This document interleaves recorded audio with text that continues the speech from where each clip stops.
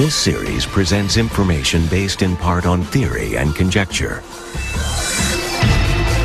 The producer's purpose is to suggest some possible explanations, but not necessarily the only ones, to the mysteries we will examine.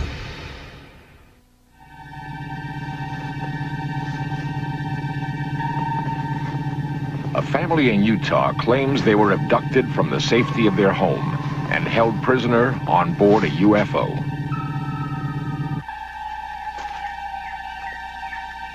Other people have also reported being captured by extraterrestrials.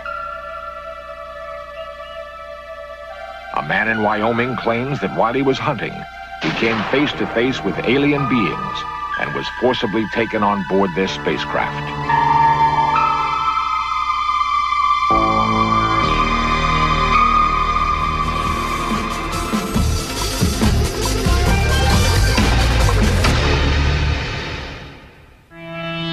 500 billion stars in our galaxy alone, each a seething universe spitting fire and light.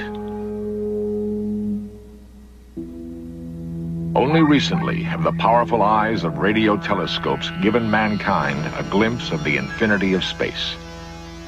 Astronomers maintain that if intelligent life exists on distant worlds, the likelihood of it crossing the endless chasm of time and space is next to impossible. Yet, 50,000 UFO sightings are reported each year. Some are backed by what is purported to be concrete evidence, like the suspended image of a UFO captured by an Arizona cameraman in 1966. The television cameraman isn't the only person who's convinced that he has proof that UFOs are visiting the Earth. What's even more startling are the first-hand accounts of people who insist that they've been abducted by extraterrestrials. These people claim to have been held as prisoners on board spacecraft, examined by aliens, and then released. What makes their testimony difficult to dismiss is that it comes from average Americans.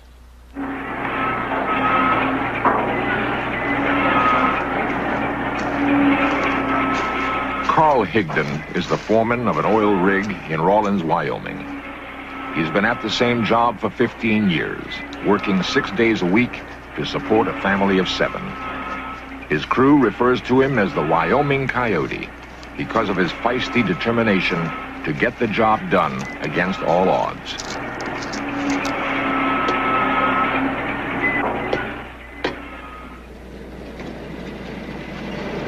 An experienced woodsman with a love for the hunt, he looks forward to those days he can retreat into the forest. However, one October morning in 1974 was to be different from all other days. Carl recreates the events as he remembers them. I went to pick up my crew to go to work, and one of them was sick, so we couldn't work. So I came back to the house and decided I'd go hunting. So I decided to go on down into the forest, and I hunted down there until, it must have been around 4 o'clock.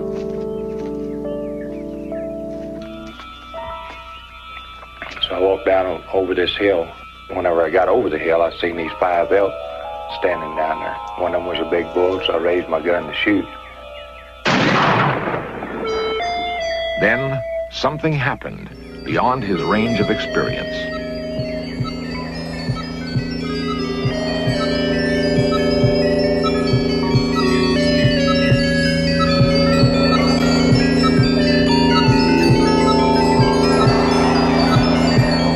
Carl blacked out.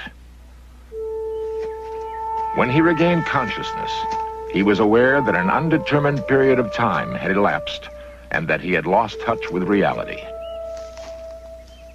He stumbled through the forest in a dazed condition, trying desperately to figure out where he was and how he could get help.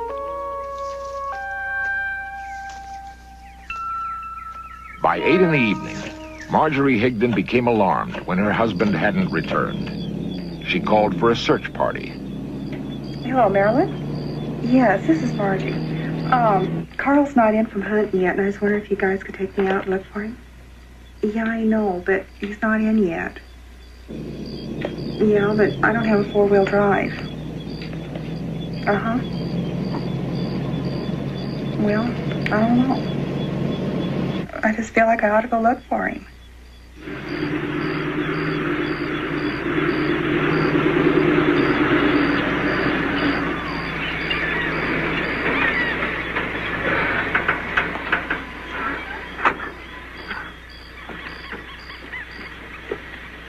Carl's friends discovered him in a semi-conscious state. They were disturbed by his incoherent ramblings. What happened? I don't know. You don't know. I don't know. It seems strange. You sure you're all right? Yeah? You're not hurting anywhere? No. Okay. Get you out of here and get you to the doctor as soon as we can.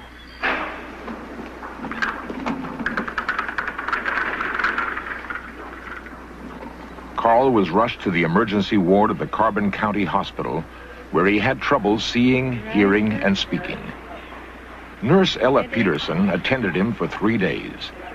During that time, he remained mainly in an amnesiac state, unable to recall his own name or recognize his wife. After the incident, life in Rawlins changed for Carl. He was too disoriented to work or function normally. In desperation, he contacted the UFO agency, APRO, who sent Dr. Leo Sprinkle to investigate. I serve as a consultant in psychology, and my primary interest is working with those people who claim to not only see flying saucers, but also claim to have had some kind of abduction experience or some kind of contact, face-to-face contact with alien beings who are associated with the UFOs. I myself have investigated 23 persons using hypnotic techniques to assist them to recall the experience. Okay, let yourself relax deeply and go right back to that same deep concentration, that same deep relaxation. Let the muscles relax. Let yourself know that you can breathe deeply and easily as you look at the spot. Sometimes these people have a loss of time experience, an amnesic period, which occurs during the UFO sighting, and then later they check their watches and find out that they have lost some time, which they cannot account for. And these cases are most exciting and interesting because it suggests the possibility that the persons have been taken on board, have been examined, and then released, and have been told that they will not remember what has happened.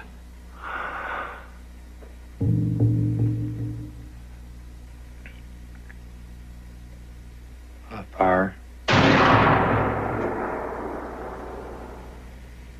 The bullet don't look right.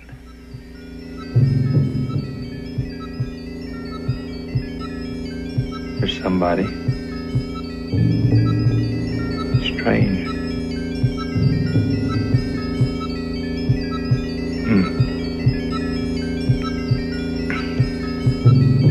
He wants me to go with him.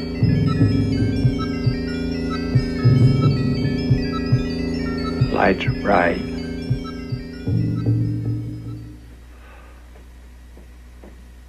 Lights are...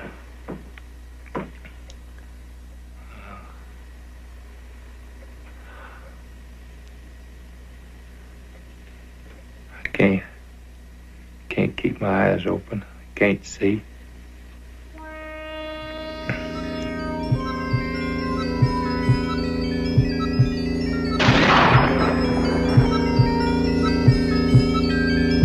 They look like me, same features. He said the sun burns him. He's gonna take me back. Just let yourself go back inside the cubicle. What happens inside the cubicle? Oh. Can't get in, there ain't no door. Do you know how you get in? No. We're above the trees. I can see pretty good. The ball looks like a basketball. But it's got a blue, gray outline.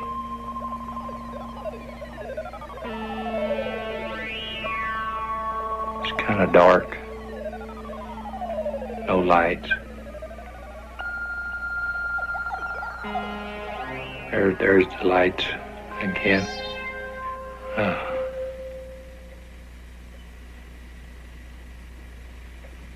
We're back.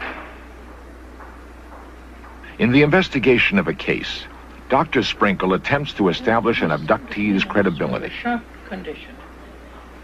He closely questioned Nurse Peterson to determine Carl's condition immediately following the incident.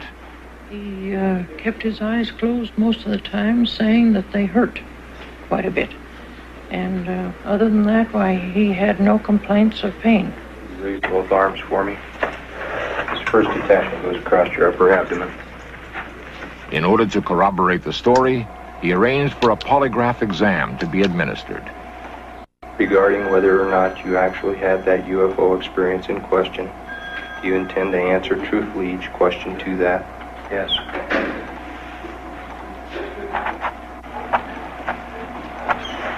Did you ride in that spacecraft you described to me? Yes. In my own personal opinion, I find with the cases I've investigated that there seems to be no evidence of hoax. There seems to be no evidence of a psychotic reaction which has caused the individual to falsely believe that he or she has had an abduction, so that I'm left with the mysterious and sometimes uncomfortable feeling that the cases are happening as the individuals described. That is, that they are being taken on board, examined, and released by intelligent beings who, for their own reasons, are engaging in these experiences.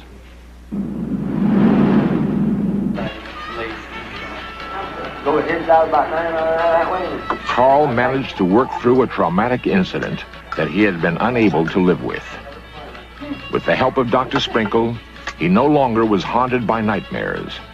He no longer doubted his own sanity. The abduction experience was resolved to his own satisfaction, and Carl resumed his work with a new vigor. It don't make a hill of beans to me whether anybody believes it or not. I know what happened to me. If people want to take it at face value, that's fine. If they don't, it don't make me any difference. The only thing I'm saying is if this does happen to anybody else, what they are to do is talk to somebody about it. Not to hold it inside and try to conquer it themselves, because it can't be done, I don't think. I don't think our mind can take it. As far as the experience happening to me, I think if it hadn't been for Dr. Sprinkle, I probably would have been in an institution by now. Carl's is not the only abduction case. There are others who claim to have been UFO captives. The giant mills outside of Salt Lake City are the center of steel production in the West.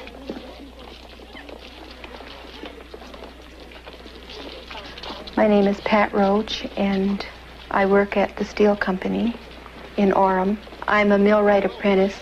I should be a journeyman in another year or two. Pat is one of 5,000 employees at the steelworks. When she completes her training as a millwright apprentice, she will be the only woman licensed to make repairs on the heavy machinery.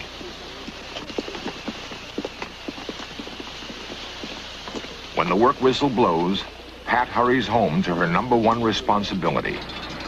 She is the sole support of 5 young children. On October 16th, 1973, the normal flow of her life was dramatically altered. Pat recreates the events for In Search Of. It was about 8 o'clock in the evening. My little boy was 4 at the time. He climbed up beside me, and he had his blanket with him, and we fell asleep.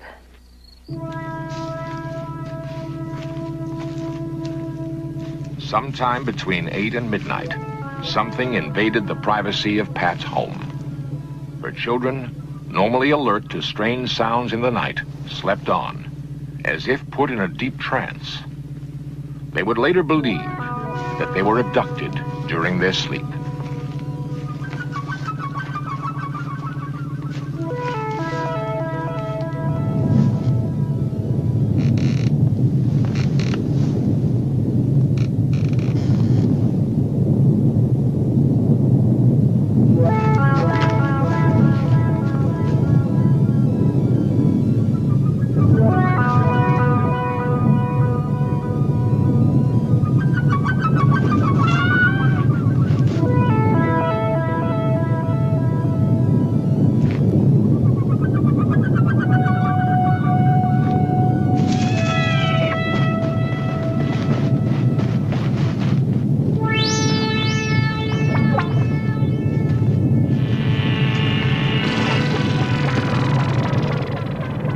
Only one child reported seeing something too strange to believe.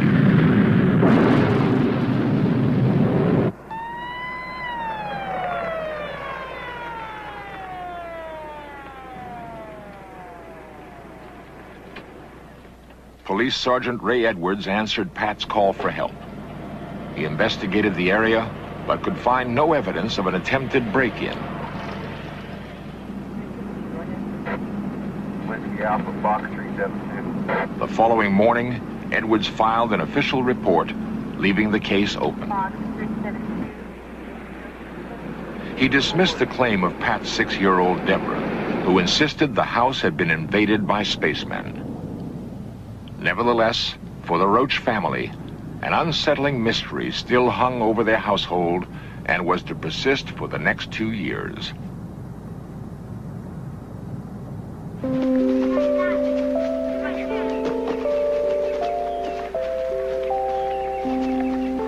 UFO investigators believe victims suppress the memory of an abduction because they are programmed to do so.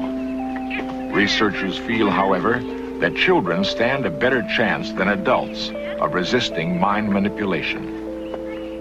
I wouldn't have actually known what happened that night. I probably wouldn't have even investigated it at all if it hadn't been for the fact that 2 of my children were just positive that they were spacemen.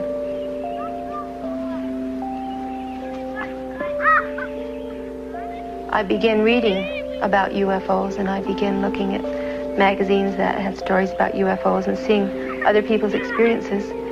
And I thought, there must be more to it than what we know. And so I thought, well, the only way we'll find out any more is to go under hypnotism.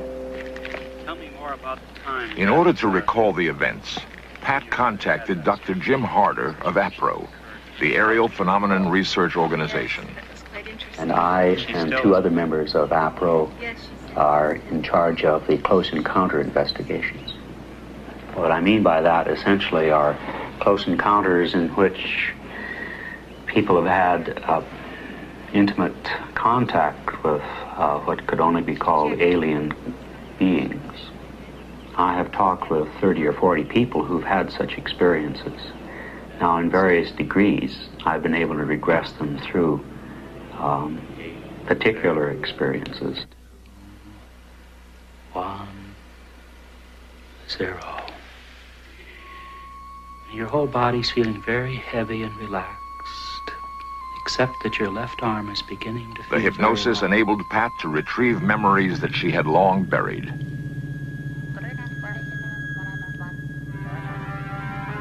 So I remember what the interior of the spaceship looked like. It seemed that the walls fell away as you went to the ceiling, and you could see the stars and everything. There was a TV scanner that would start at the top of my head and go all the way down and come back again. It was like an eye. I was examined by a man that was just an ordinary man. He was a little over 6 foot tall. So I was very upset because he came at me with a needle, a long needle, right here. I was angry with them because I didn't feel that they had any right to come into someone's home and take them.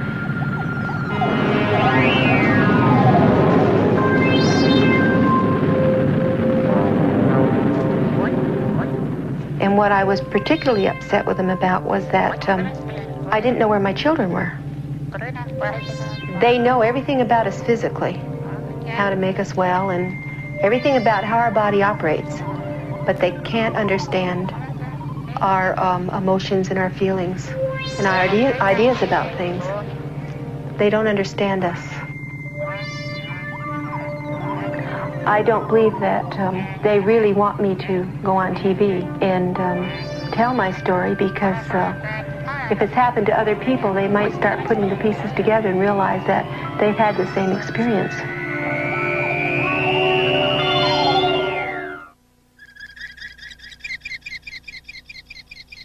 Powerful radio telescopes point to the heavens, listening to the noise of the universe.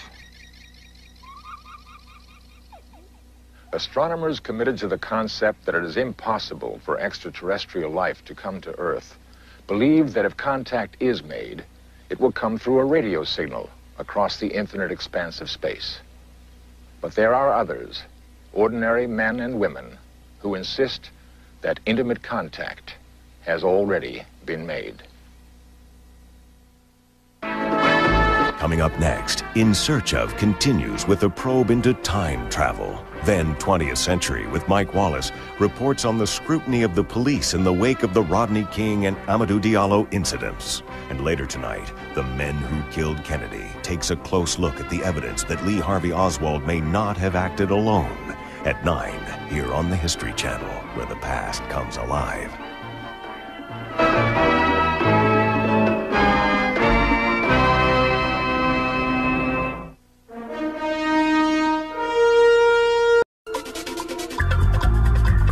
This series presents information based in part on theory and conjecture. The producer's purpose is to suggest some possible explanations, but not necessarily the only ones, to the mysteries we will examine.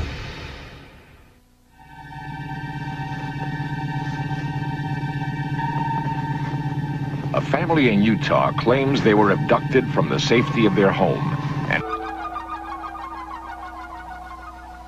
The television cameraman isn't the only person who's convinced that he has proof that UFOs are visiting the Earth. What's even more startling are the first-hand accounts of people who insist that they've been abducted by extraterrestrials. These people claim to have been held as prisoners on board spacecraft, examined by aliens, and then released. What makes their testimony? Astronomers maintain that if intelligent life exists on distant worlds, the likelihood of it crossing the endless chasm of time and space is next to impossible. Yet, 50,000 UFO sightings are reported each year. Some are backed by what is purported to be concrete evidence, like the suspended image of a UFO captured by an Arizona cameraman in 1966.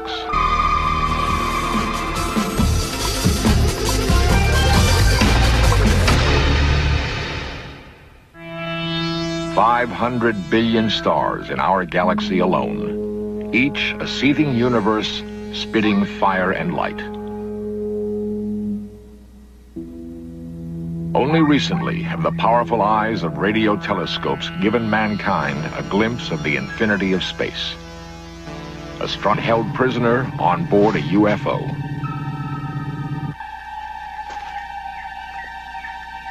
Other people have also reported being captured by extraterrestrials. A man in Wyoming claims that while he was hunting, he came face to face with alien beings and was forcibly taken on board their spacecraft.